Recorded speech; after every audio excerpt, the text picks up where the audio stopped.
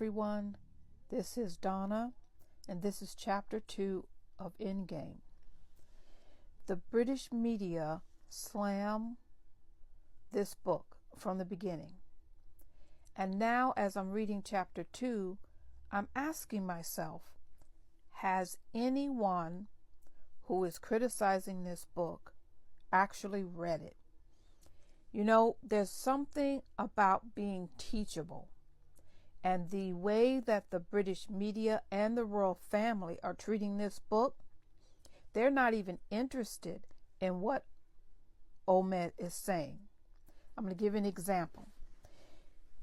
He says in Chapter 2, this is what he says about Charles.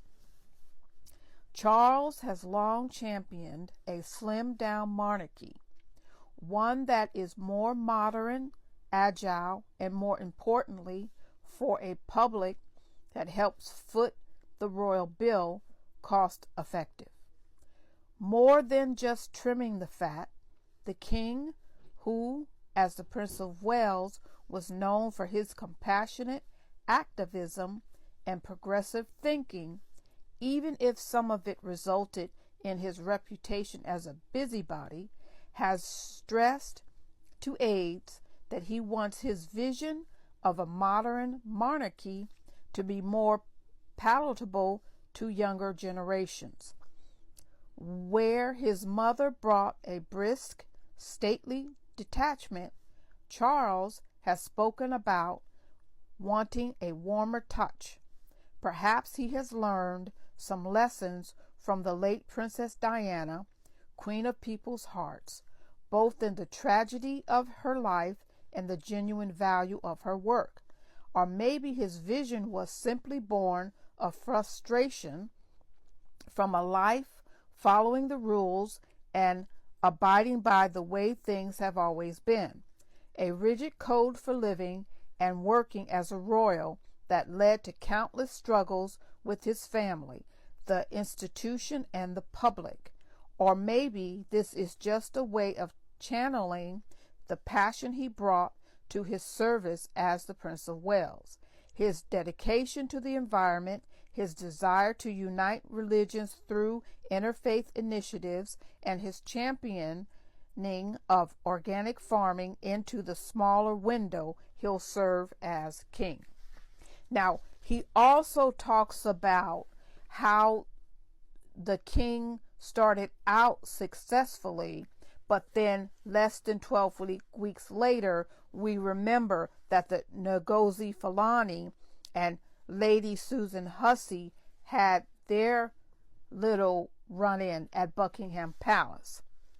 And he says that the ideal of having ladies in waiting that pass from one position to another is antiquated. He says, repurposing 6 of the late Queen's ladies in waiting, a feature of court life dating back to the Middle Ages, instead of allowing the women, all born in the 1930s and 40s, to gracefully retire, set the firm up for disaster.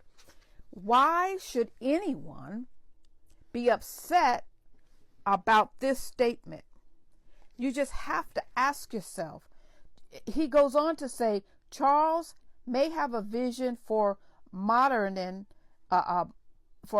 view. The reality is the institution is still entrenched in the past, often knowingly dragging arcane traditions along with it. I don't understand what the criticism is about this book. If the royal family actually read this book, you know, there's an episode in The Crown where someone was saying that the Queen spoke like a little girl. She didn't, you know, in her speeches, she didn't speak like an adult. Remember that? This was, I can't remember season 1 or season 2. The Queen, how she handled it is she spoke with the man and she changed The Queen and the Queen's father and the Queen's grandfather have always adapted to changing circumstances. Here is a book that is telling people in the royal family to change. But they're not doing that. They refuse to change. This is sad. I'm sorry for the royal family. Read Endgame, people in the royal family. This book, it'll help you.